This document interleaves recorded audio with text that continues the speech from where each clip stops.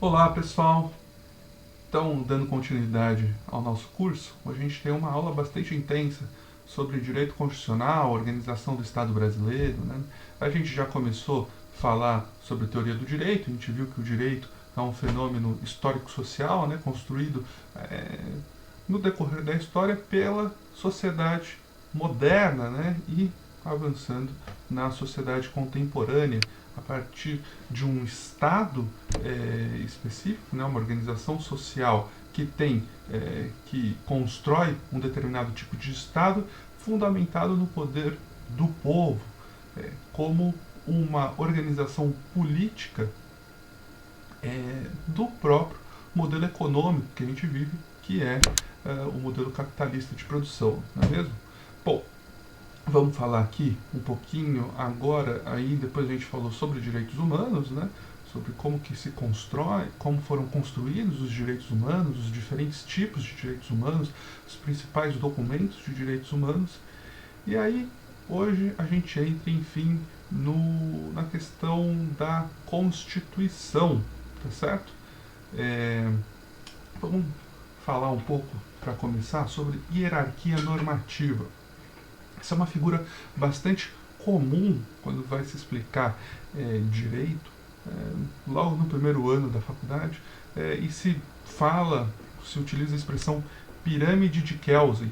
Só que Kelsen é um filósofo do direito alemão, né, que teve que fugir, na verdade ele nasceu na Áustria, teve que fugir da Alemanha nazista, foi morar nos Estados Unidos. E ele faz um modelo para explicar o direito, mas nunca falou de uma pirâmide. A ideia de pirâmide é uma ideia didática que depois as pessoas inventaram para tentar explicar essa teoria do Kelsen, que ele explica no livro Teoria Pura do Direito.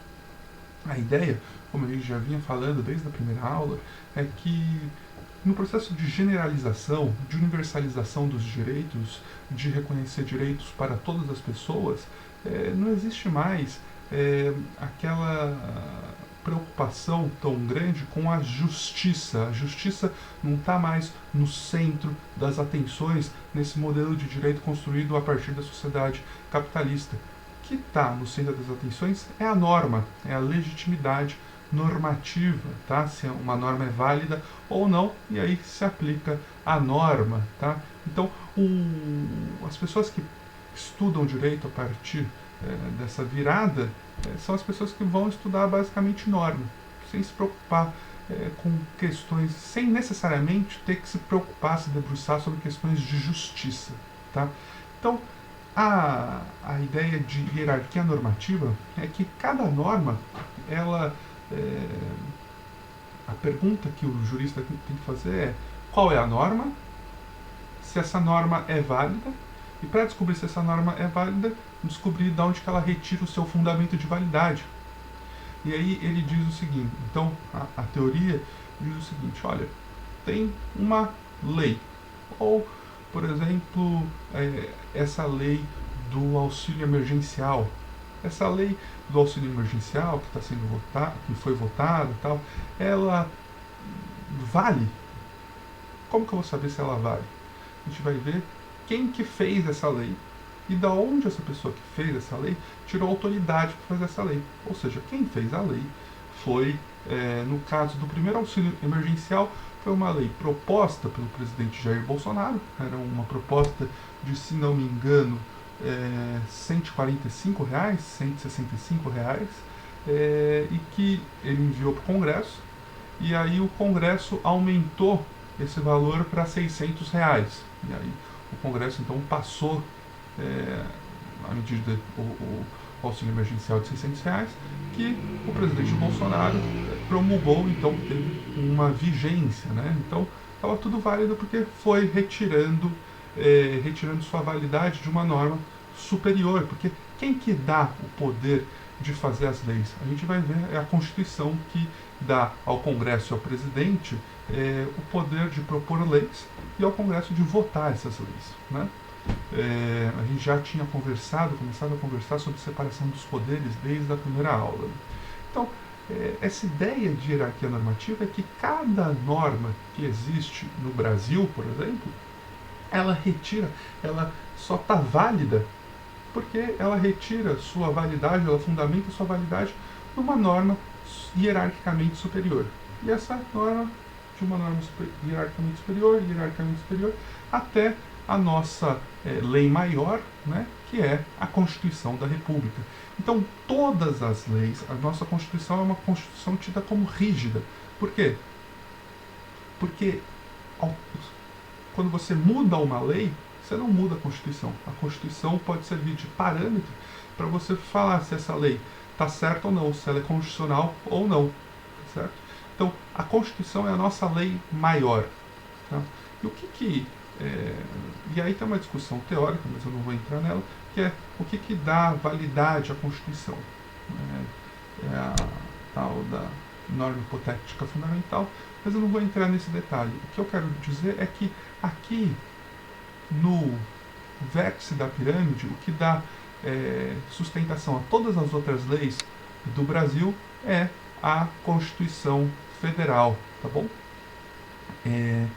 Nossa Constituição, então, ela tem esse caráter, ela é um conjunto de artigos, né? É uma declaração política, né? Estabelecendo direitos e deveres, que organiza a sociedade brasileira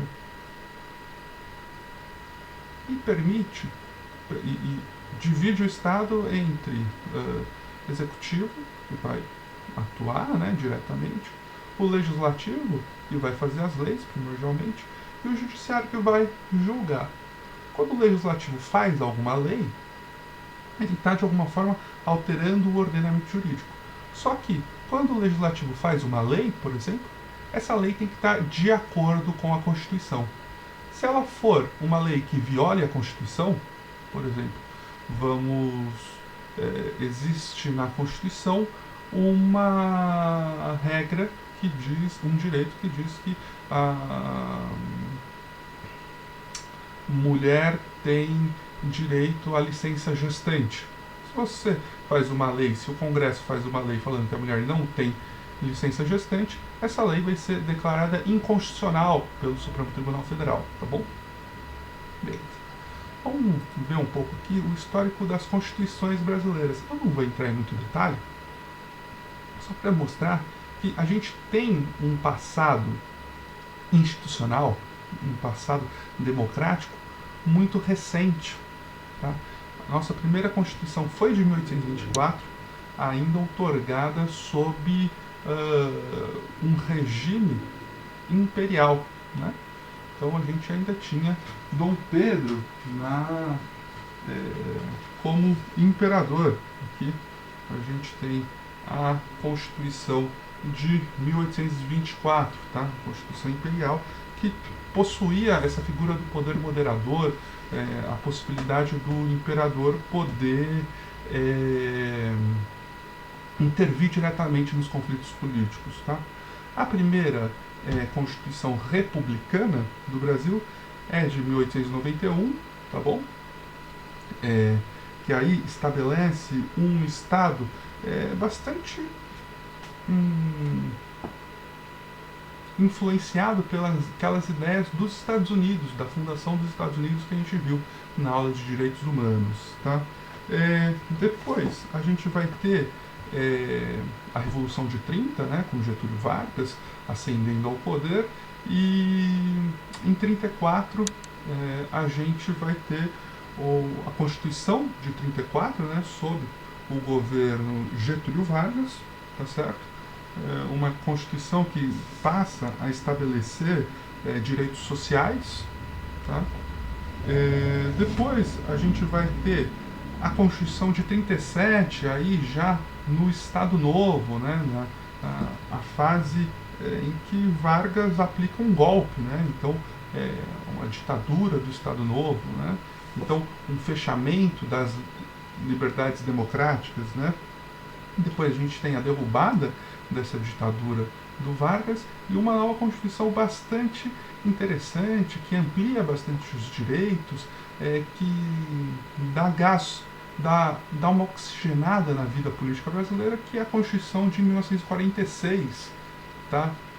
Essa Constituição vai vigorar, vai segurar a democracia brasileira, até que em 64 a gente tem um golpe militar, né?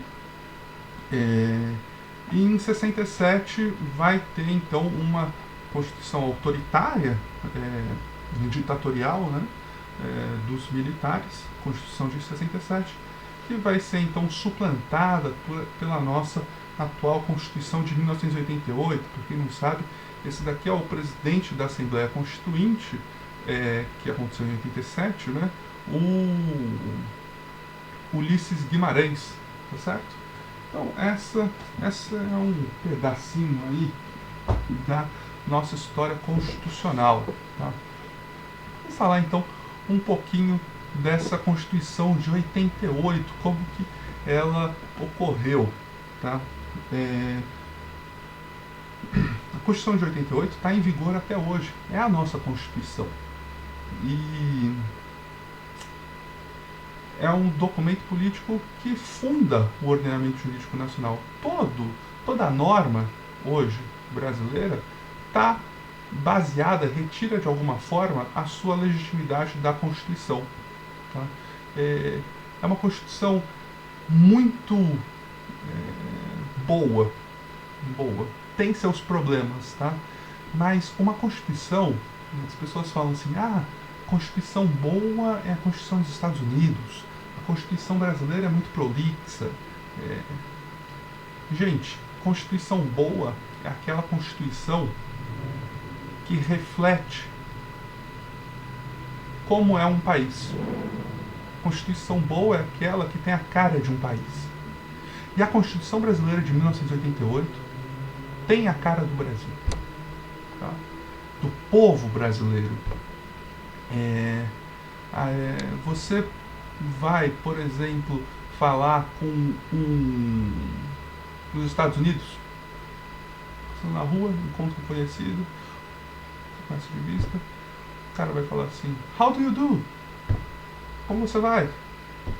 E o conhecido vai olhar para você e vai responder, how do you do? Como você vai? E os dois vão seguir seus caminhos. No Brasil não. A gente passa por alguém que conhece de vista. Como você vai?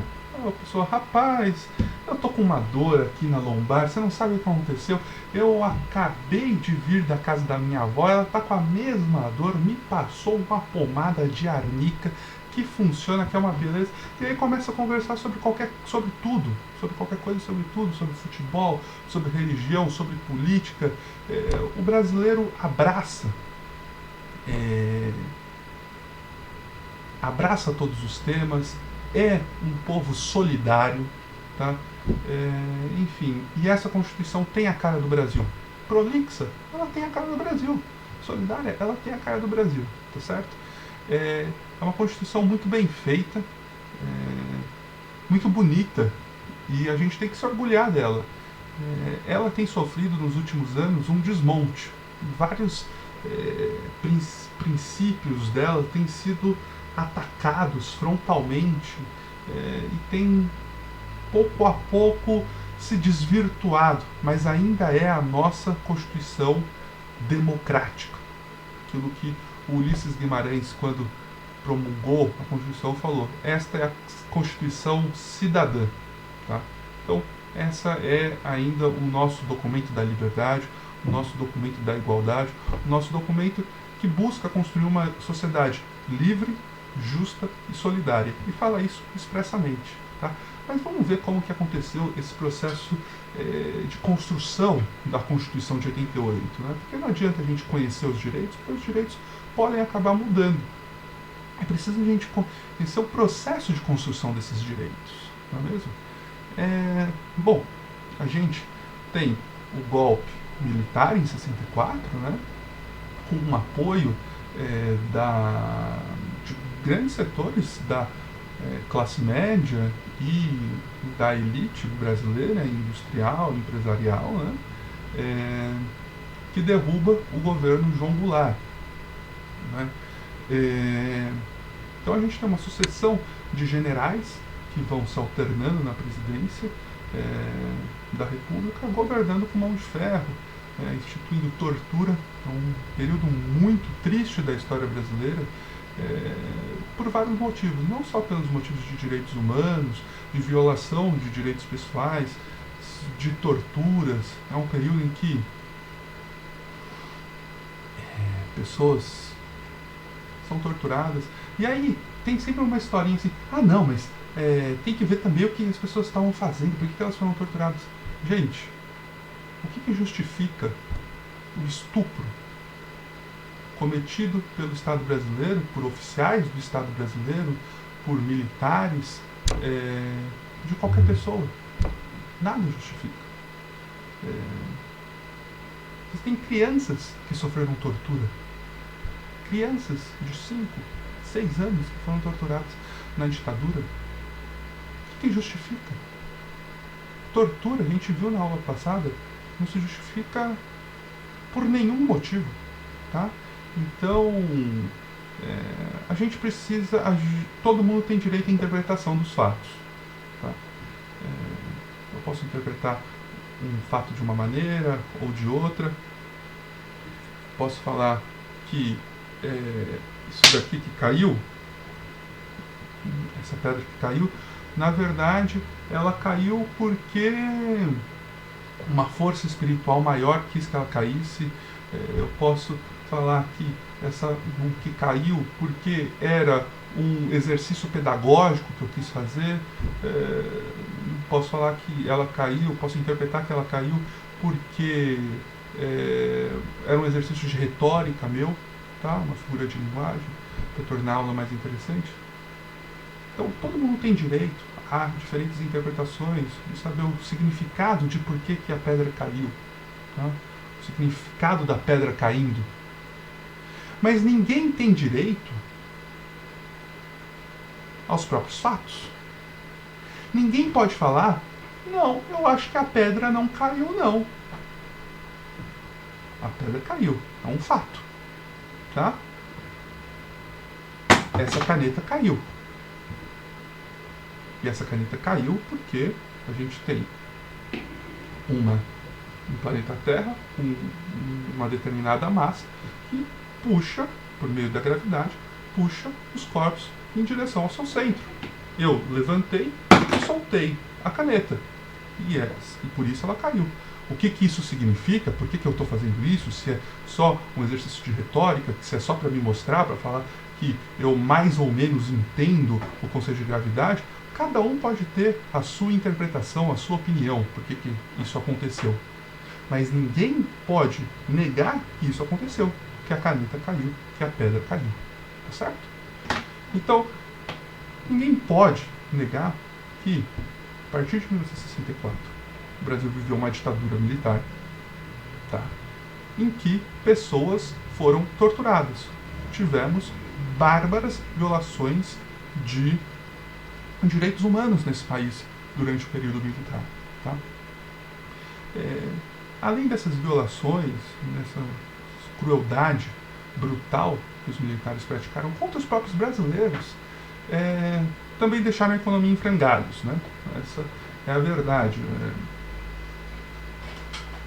O Brasil retrocedeu muito em questão de desigualdade social.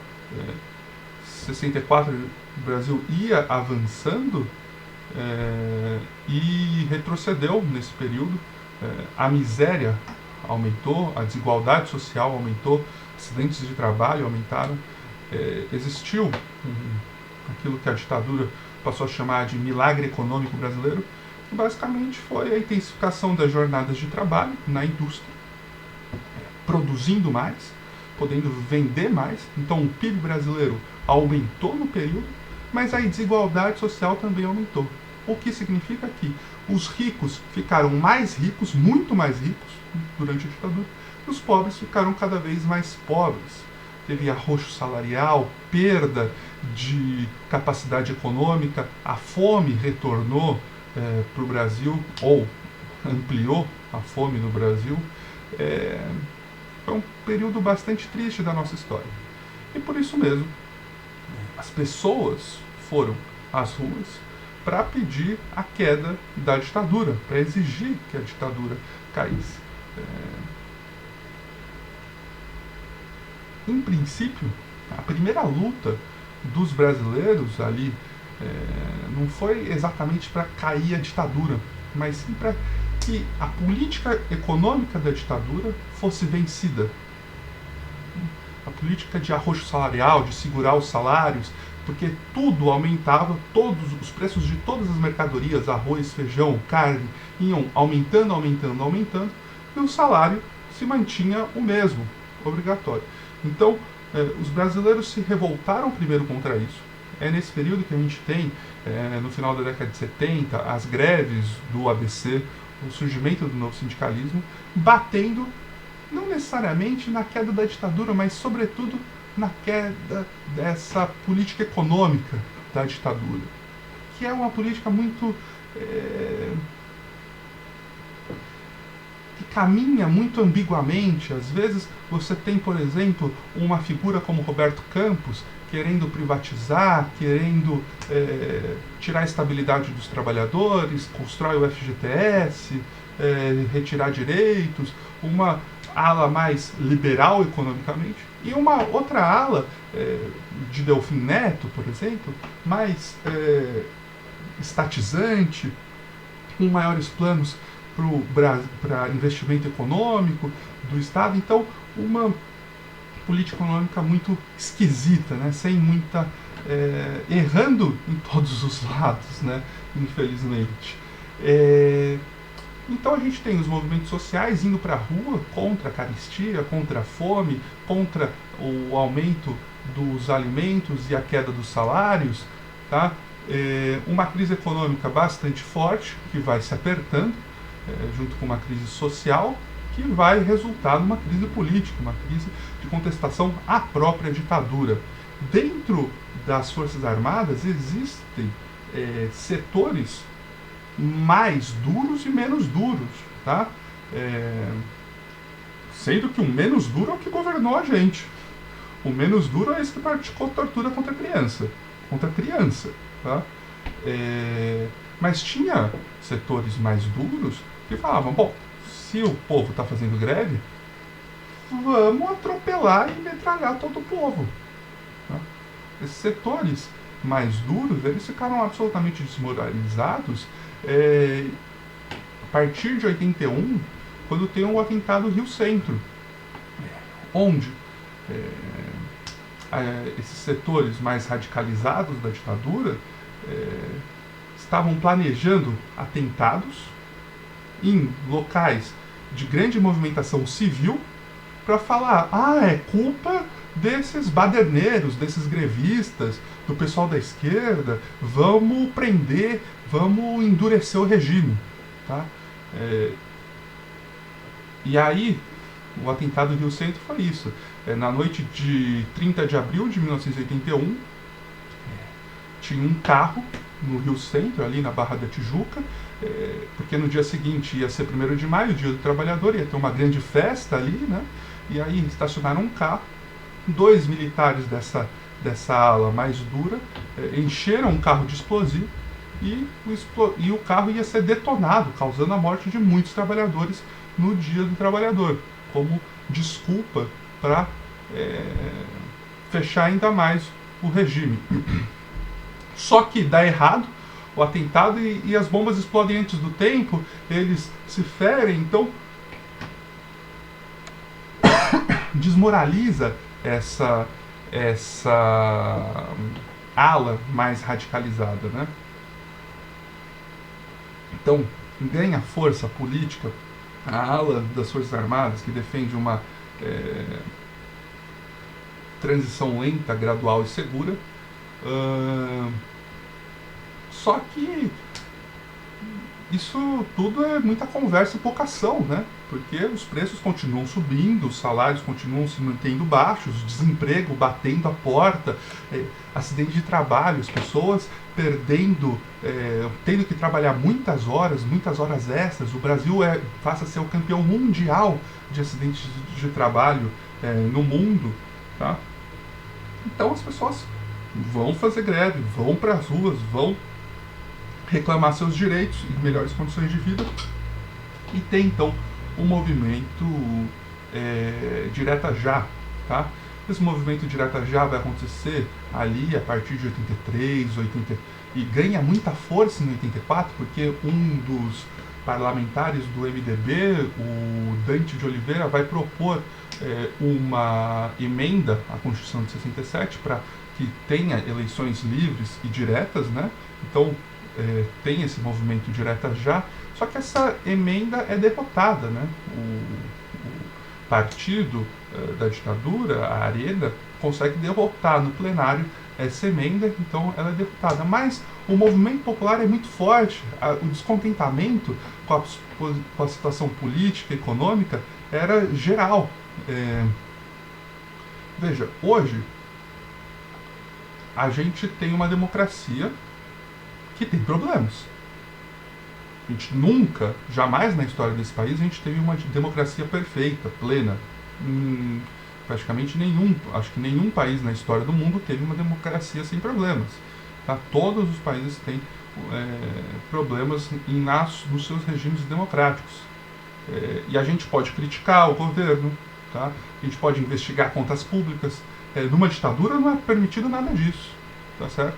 Então, por exemplo, se a gente descobre que o exército está gastando dinheiro com picanha, não sei quantos quilos de picanha, com cerveja, a gente tem acesso à informação hoje e pode discutir e pedir esclarecimentos hoje em dia. Numa ditadura não, né?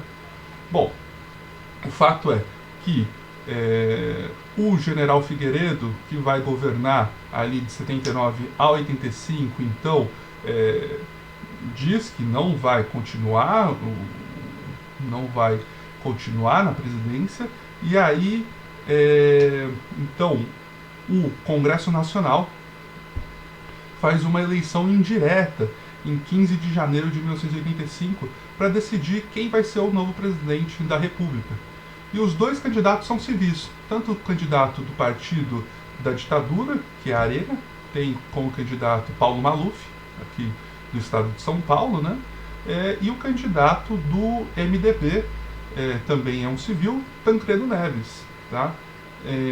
Nessas eleições indiretas, então, quem ganha é Tancredo Neves.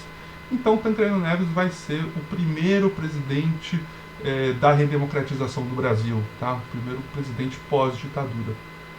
O problema é que o Tancredo Neves, ele ganha as eleições indiretas em 15 de janeiro de 85 e está previsto para tomar posse em 15 de março de 85. Dia 14 de março de 85, o Tancredo Neves começa a ter fortes dores abdominais, é levado para o hospital de base do Distrito Federal de Brasília, né? Não sabem bem o que ele tem.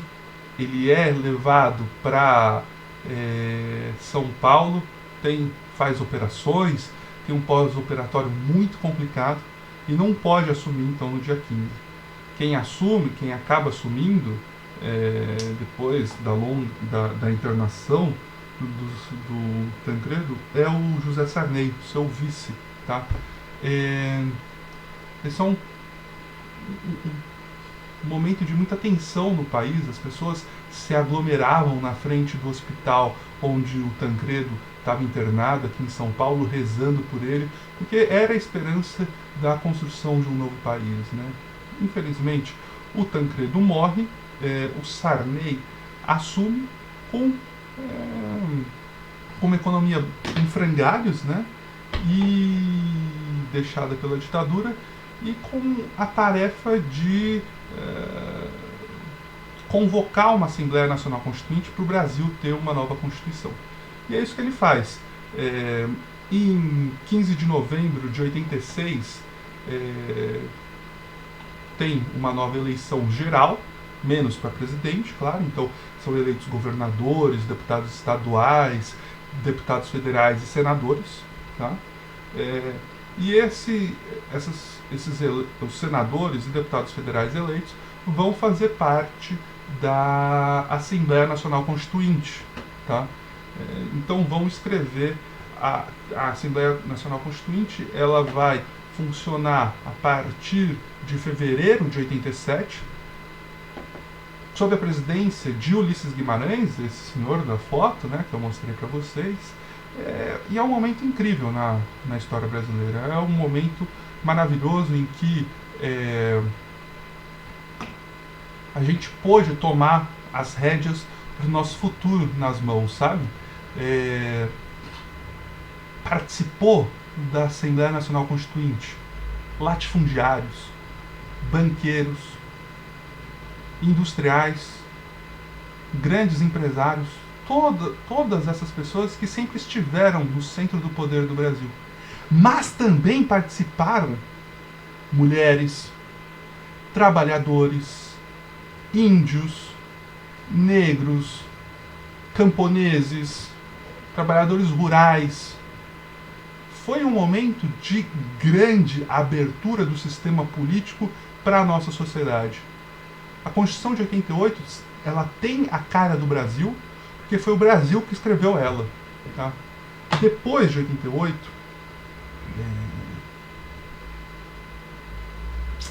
a política retorna a ser o lugar de poucos. E como resultado a gente tem essa cada vez mais esvaziamento do conteúdo das normas da Constituição. Mas a Constituição de 88 foi um momento maravilhoso da história desse país. E eu sou muito apaixonado por esse capítulo em especial. É interessante que várias pessoas que hoje ainda estão no cenário político nacional participaram da Constituinte.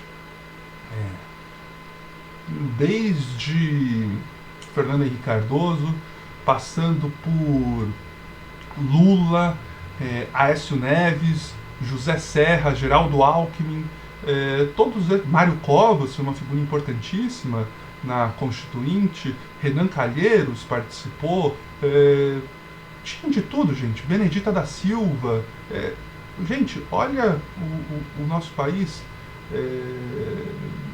ainda que a maioria dos constituintes eram homens brancos, tinha pela primeira vez numa Constituição, nas discussões de uma Constituição, uma mulher negra, a Benedita da Silva, deputada. Enfim, foi um processo muito, muito intenso, muito interessante, e resultou então na nossa Constituição de 88, foi promulgada em 5 de outubro de 88. Eu sugiro que vocês olhem, leiam, assistam a sessão de promulgação da Constituição, que é muito emocionante. O Ulisses Guimarães falando: este é o documento da liberdade, o documento da cidadania. É um momento ímpar.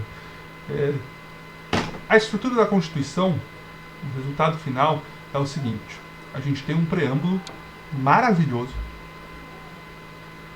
aí a gente vai ter 9 títulos e depois o ADCT, o Ato de Disposições Constitucionais Transitórias. Tá? Eu vou ler para vocês o preâmbulo, porque eu acho ele realmente incrível.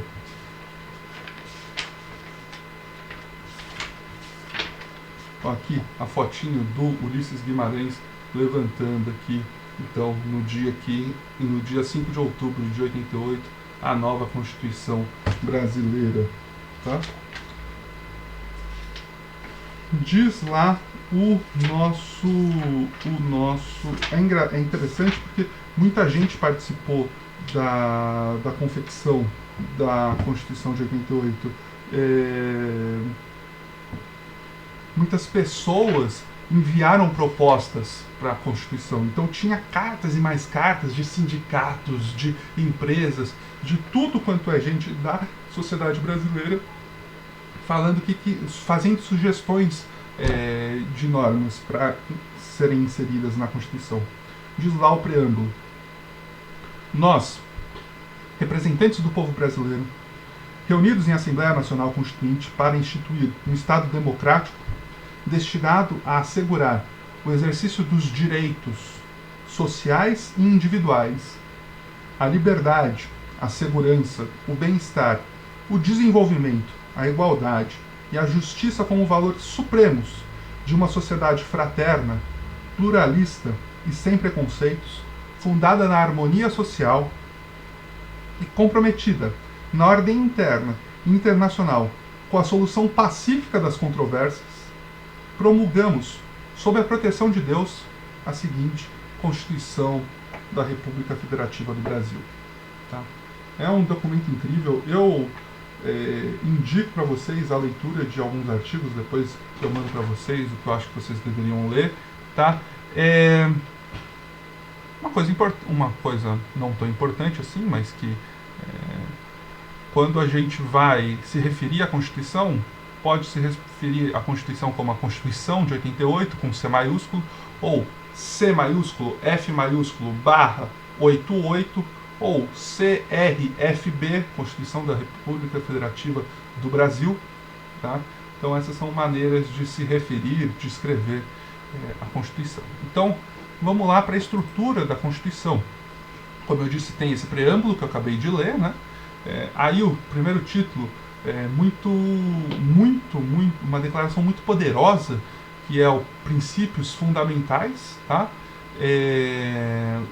Recomendo muitíssimo a leitura dos artigos 1º e 3º, tá?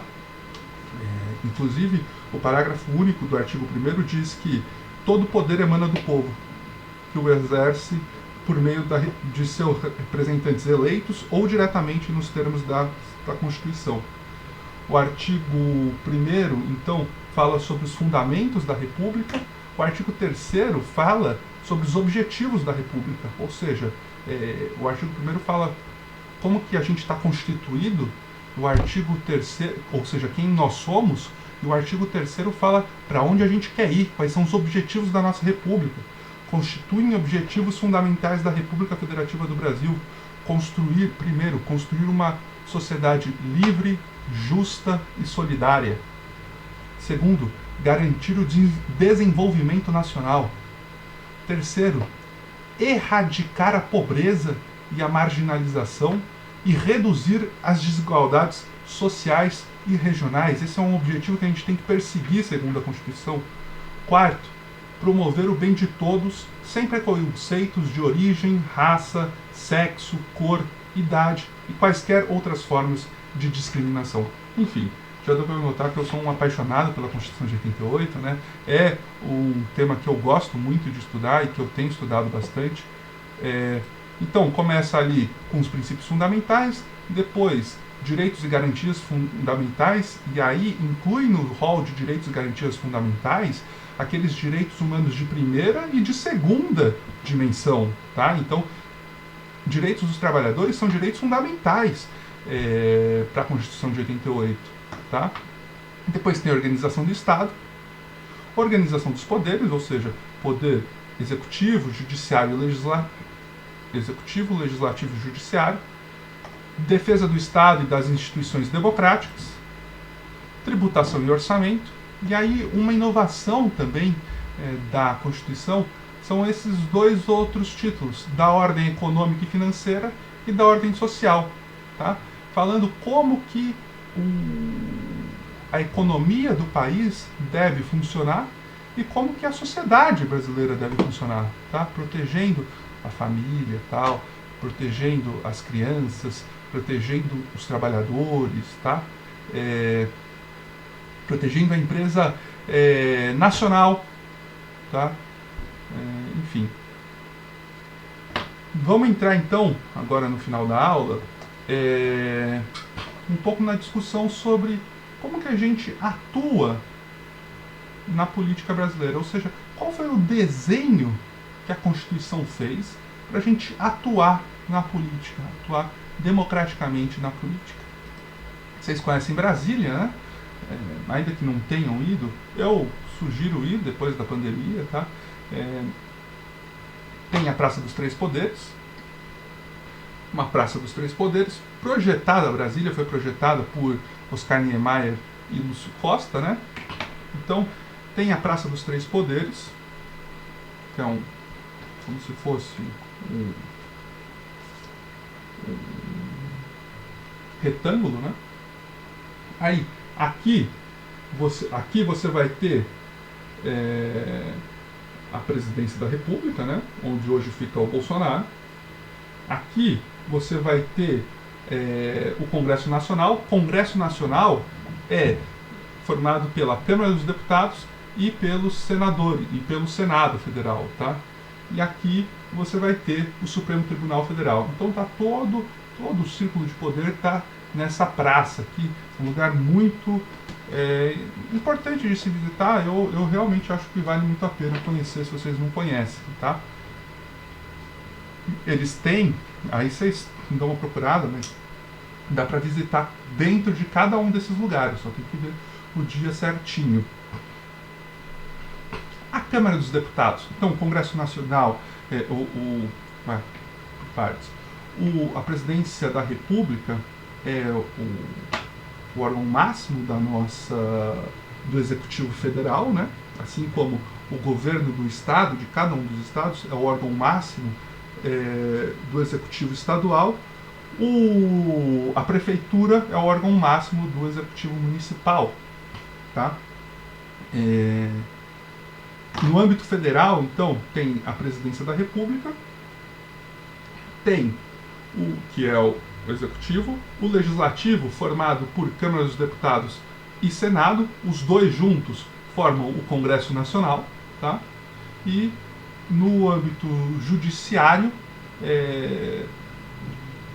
quem exerce a autoridade de maior poder dentro do judiciário é o Supremo Tribunal Federal.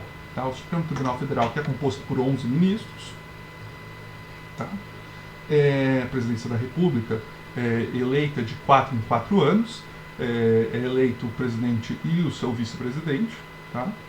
E o Congresso Nacional, formado pela Câmara dos Deputados, com 513 membros, e o Senado com 81 membros. A gente tem 27 unidades federativas, tá? Entendo 27 unidades federativas. Qual que é a diferença entre Senado e Câmara dos Deputados? Câmara dos Deputados são os representantes do povo.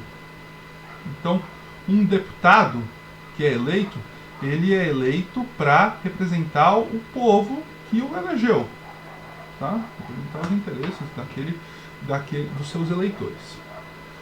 Um senador é eleito para representar os interesses da unidade federativa que o elegeu. Por isso a gente tem 81. Calma, não entendi. Câmara dos Deputados representa as pessoas, a população. Senado representa os estados. Não importa se você se é o Acre ou se é São Paulo. Todos os estados, inclusive o Distrito Federal, possuem direito a 3 senadores. São 27 unidades, 26 estados mais o Distrito Federal, 27 unidades federativas, vezes 3. 3 vezes 7, 21, sobre 2. 3 vezes 2, 6, mais 2, 8. 81 senadores. Tá? Então, o peso de São Paulo tem uma população muito maior do que o Acre, mas o peso de São Paulo é o mesmo peso do Acre no Senado. Tá? O que é diferente da Câmara dos Deputados. Na Câmara dos Deputados, tenta-se reproduzir a diferença populacional de cada estado. Por isso que, quanto maior a população de um estado, maior o número de deputados, até um limite. de 70. E um limite máximo e mínimo. Mínimo de 7 e máximo de 70, tá bom? Deputados. Então, São Paulo é o estado que tem 70 deputados federais. Tá? A gente elege de 4 em 4 anos 70 deputados federais no estado de São Paulo. O Acre provavelmente tem o mínimo, que se não me engano é 7. Eu vou dar uma confirmada nos números, talvez eu esteja equivocado, mas eu acho que é isso. Mínimo 7, máximo 70. E aí eu retomo esse assunto mais tarde com vocês, tá? Então é isso. Temos deputados serve para representar o povo, o Senado serve para representar os estados, tá? E os dois fazem parte do Congresso Nacional, eles são o ápice do legislativo brasileiro, tá? Do legislativo federal, tá? E o STF a gente já falou, né, que tem 11 ministros, né? Os 11 ministros, eles são indicados uma vez por cada, né? São indicados pelo presidente da República, e aí ele passa por uma sabatina do Congresso Nacional, e aí, se ele for aprovado, então assume como ministro do Supremo. Hoje, o último ministro que assumiu foi o Cássio Nunes, né? Indicado pelo presidente Bolsonaro. E o próximo a sair, ou seja, a próxima vaga, é do ministro do ministro Marco Aurélio Mello, tá?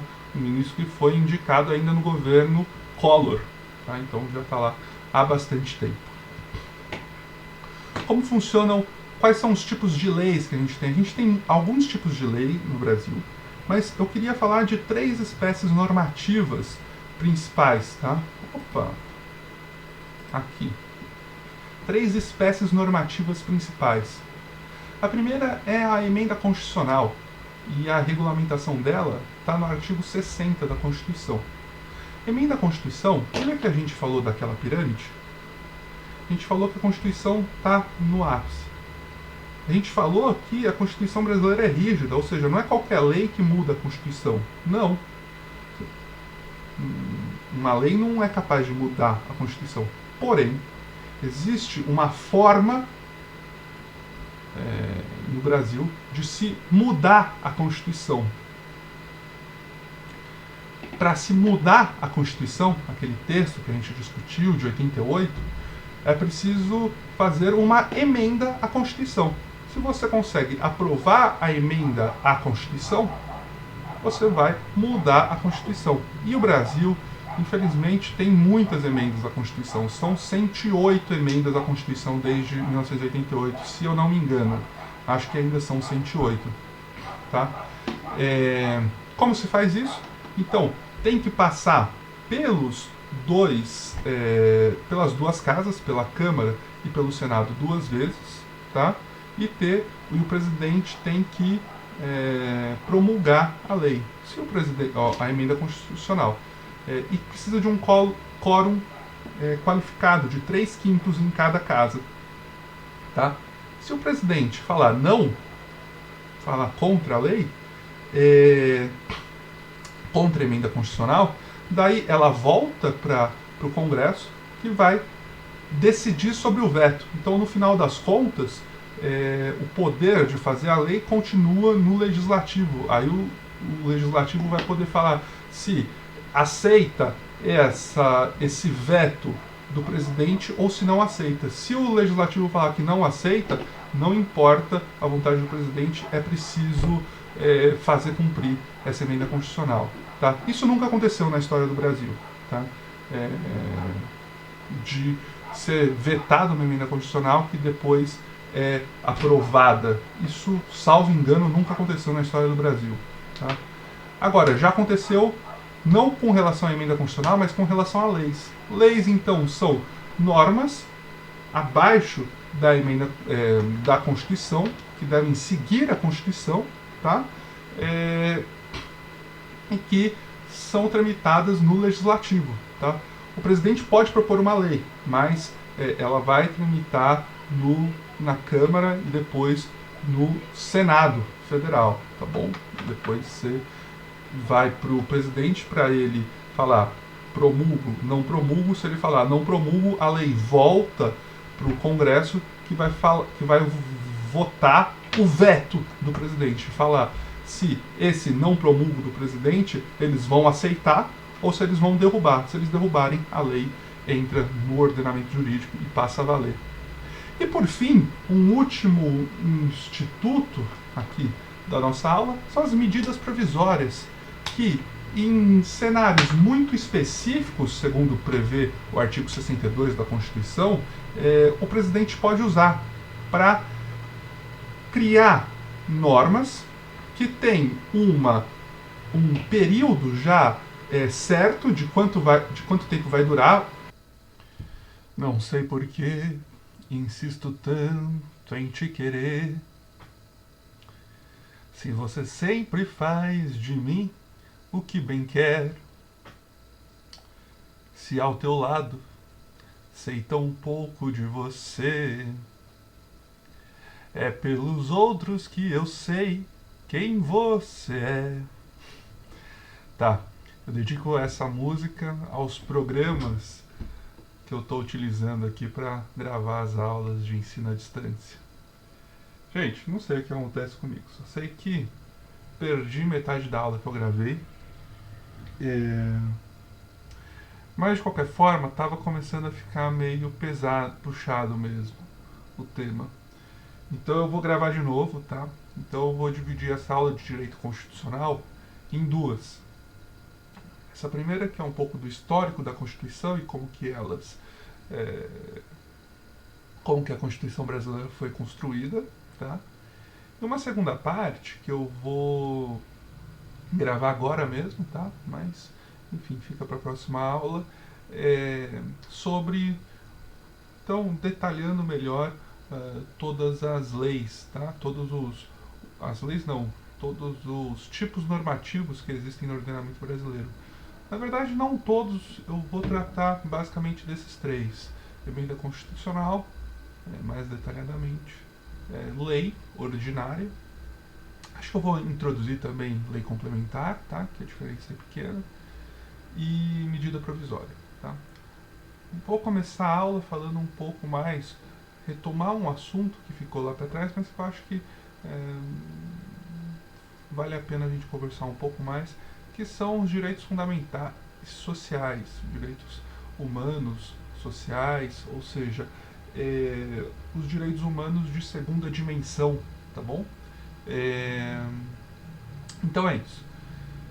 Fica assim, vou continuar apanhando aqui, tentando aprender como que funciona, e a gente se vê na próxima aula, tá bom? Até mais!